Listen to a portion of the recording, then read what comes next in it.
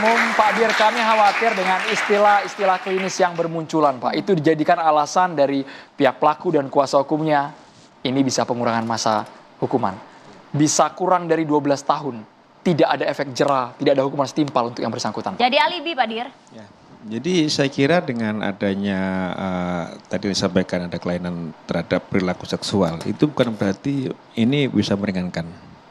Justru akan terjadi pemberatan ketika memang itu dilakukan secara berulang. Dan memang kita sudah mendapatkan 2 orang lagi korban.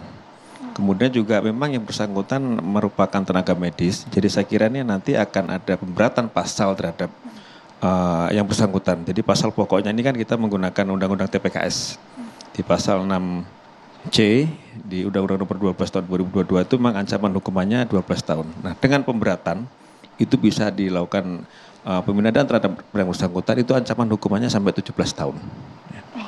Pak Dir, kami berharap polisi betul-betul mengawal kasus ini karena yang kami khawatirkan, Pak, banyak korban di luar sana. Mereka tidak berani memviralkan, tidak tahu prosedur dan bisa saja beranggapan kalau melapor polisi ditindaklanjuti atau tidak ya. Masa nunggu viral dulu?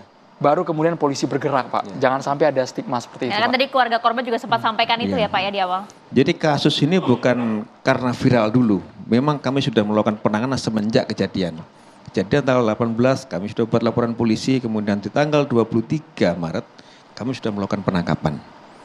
Nah viralnya kan baru-baru saja. Nah kita harapkan masyarakat yang memang sudah menjadi korban atau pernah menjadi korban, jangan sekali-sekali untuk lapor ke polisi. Bahwa kami akan menerima setiap laporan yang disampaikan pada kami dan kami akan melakukan proses hukum terhadap peristiwa yang dilaporkan secara profesional dan transparan.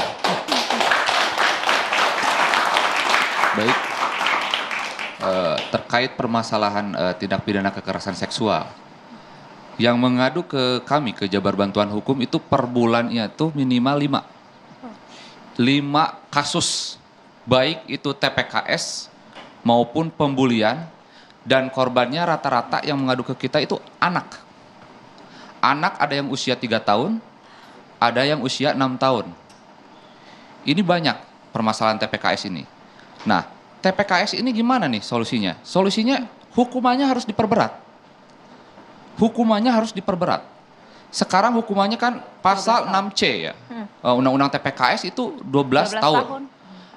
Dan sekarang pelakunya ini kan seorang dokter. Kita ketahui pasal 15 huruf B. Di situ ada tertulis bila mana pelakunya adalah dokter, ada tambahan hukuman 1/3. Diperkuat lagi pasal 64 KUHP. Karena kejadian yang berulang dan korbannya lebih dari 1, maka ada pasal penambahan. Dan ini saya katakan bahwasannya pelaku adalah predator. Pelaku adalah predator. Ini pasti berpengalaman. Gak mungkin dokter pelaku ini awam. Melakukan 1 kali, 2 kali, 3 kali. Nah, mungkin diduga-duga kita. Bahwasannya dia bisa melakukan hal yang lebih. Ini kan patut kita duga. Tapi kembali lagi, dugaan itu harus dengan alat bukti. Tadi disampaikan 17 tahun maksimal, masih kurang kah? Atau apa Masih maunya? kurang. Kebiri? Kebiru saya setuju. Seumur hidup saya setuju. Tidak ada kata ruang bagi tindak pidana kekerasan seksual. Saya sangat geram kepada pelaku. Karena kita setiap bulan menangani kasus TPKS, itu pelakunya itu nggak ada rasa bersalah. Saya nangani kasus yang usia 3 tahun di Bandung. Kebetulan udah ditahan. Itu si pelakunya itu nggak ada rasa bersalah. Bahkan mendorong lingkungan dan keluarganya itu untuk membantu dia, melindungi. Tapi saya apresiasi Pak Kapolrestabes ya, itu sangat baik dan langsung menangkap si pelaku. Lalu kasus-kasus lain, ini setiap bulan ini kita itu menerima kasus minimal 5. Makanya saya mendorong ke pemerintahan Presiden Pak Prabowo Subianto untuk melakukan Badan Pencegahan Tindak Pidana Kekerasan Seksual. Karena ini tergolong extraordinary crime. Oke. Mas Reza, agar hukumannya setimpal, Mas, hukumannya lebih dari pasal yang ada 12 tahun, di atas 17 tahun, bahkan kebiri tadi, Mas. Saluran yang akan digunakan. Saya ini punya mindset retributif, Mas. Mata balas mata, nyawa balas nyawa, sakit balas sakit. Jadi kalau pertanyaannya adalah ke saya, berapa hukuman setimpal sudah jelas. Dengan anggapan, dengan keyakinan bahwa korban perkosaan menderita seumur hidupnya. Trauma seumur maka betapa indahnya kalau kesakitan juga bisa ditimpakan kepada pelaku untuk seumur hidupnya.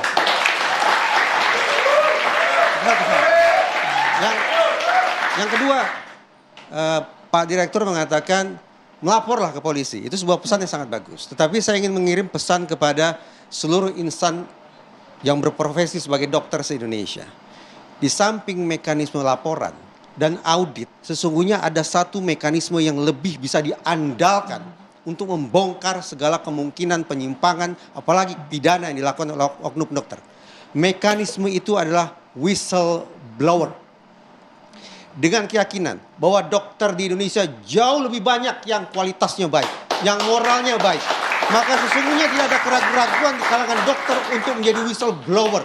Buka-bukaan ke organisasi profesi dan sampaikan laporan ke polisi untuk memastikan bahwa ada demarkasi yang jelas antara dokter yang baik dan dokter yang jahat. Dokter yang jahat tidak ada pilihan kecuali tendang mereka dari organisasi, kirim ke penjara.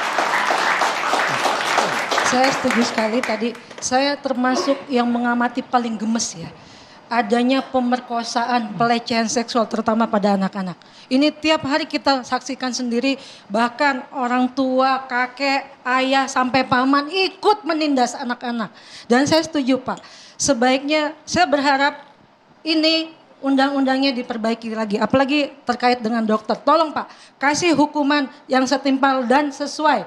Jadi kalau memang untuk khusus dokter yang fungsinya melindungi pasien, yang melindungi orang-orang yang sedang bermasalah, tapi malah menjadi pelaku, ini hukumannya harus diberatkan. Itu kan Agar mencoreng tidak institusi mengulang. Anda. Iya. Apa yang hukuman yang setimpal, Dokter Untuk Eva? mengembalikan kepercayaan publik kepada dokter, saya setuju dengan Bapak tadi. Apa itu? Kalau saya lebih suka balas, minta balas. Izin menambahkan. ya. Jadi terkait permasalahan pelaku tindak pidana kekerasan seksual ini bukan hanya terjadi di profesi dokter, tapi di kegiatan-kegiatan lain. Bahkan yang tidak profesi dokter, itu pun pelaku yang sangat keji. Saya rasa bukan hanya profesi dokter, semua bagi pelaku tindak pidana kekerasan seksual harus dihukum seumur hidup. Seumur berat-beratnya. Ya, satu lagi. Ada satu yang saya sayangkan adalah sanksi dari Kemenkes. Harusnya Kemenkes melakukan perlindungan. Karena rumah sakit pendidikan ini adalah di bawah naungan dia.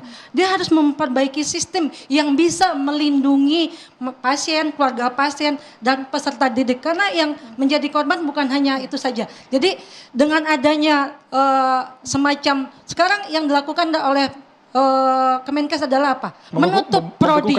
Ini sangat disayangkan. Karena ini akan merugikan pasien, merugikan masyarakat. Rumah sakit pendidikan adalah tumpuan banyak masyarakat. Dengan adanya hukuman yang tidak seharusnya, karena ini adalah bukan kesalahan pendidikan. Ini sistem yang menyebabkan seseorang yang mempunyai bakat, mempunyai niat tidak baik, mendapat peluang. Harusnya ini ada kontrol dari Kemenkes yang mempunyai rumah sakit. Rumah sakit ini kan kuasanya Kemenkes. Jadi bukan menutup, solusi ibarat orang gatal yang mana, yang digaruk yang mana. Dengan menutup ini hanya akan apa? Dokter-dokter baik yang harusnya menyelesaikan pendidikan, mereka tertunda. Mereka bayar loh. Apa pemerintah mengganti itu? Yang kedua, pasien-pasien yang sudah antri banyak, berbulan-bulan mau dioperasi, bisa ada yang mati karena terlambat ditangani. Demikian. Ya, saya sangat setuju terkait penutupan profesi dokter di salah satu universitas tinggi Unpad ini kurang efektif.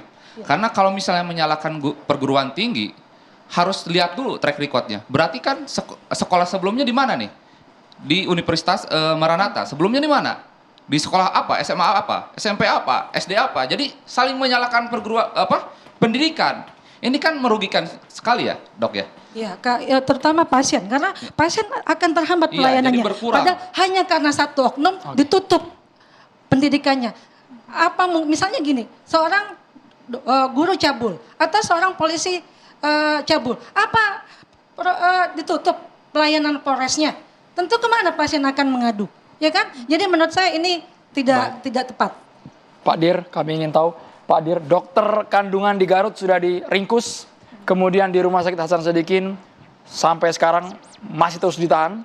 Hukumannya agar publik juga transparan, Pak. Jangan sampai ini menguap saja kasusnya, Pak Direskrimum. Ini disampaikan. Silakan.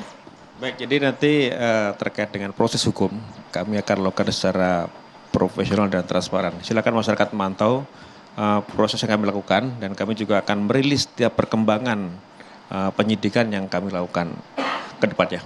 Baik, terima kasih banyak. Mbak Melisa, mungkin bagaimana kemudian agar kita tidak tahu ada berapa banyak korban di luar sana yang mungkin traumanya nggak kelar-kelar, Mbak, dan tidak bisa menyampaikan, mengungkapkan apa yang dia rasakan, Mbak Melisa. Oke. Iya, tadi benar yang dikatakan bahwa trauma kekerasan seksual itu bisa berlangsung seumur hidup, dan ini memang benar-benar parah sekali gitu. Jadi ketika kita, siapapun kita, apapun profesinya, ketika kita mendapatkan berita atau pengakuan bahwa aku sudah dilecehkan atau aku mendapatkan kekerasan seksual, memang pertama kali kita perlu percaya dulu dengan apa yang dikatakan oleh survivor ini gitu. Saya menyebutnya lebih suka menyebutnya survivor instead of victim gitu ya. Karena itu lebih memberdayakan mereka begitu.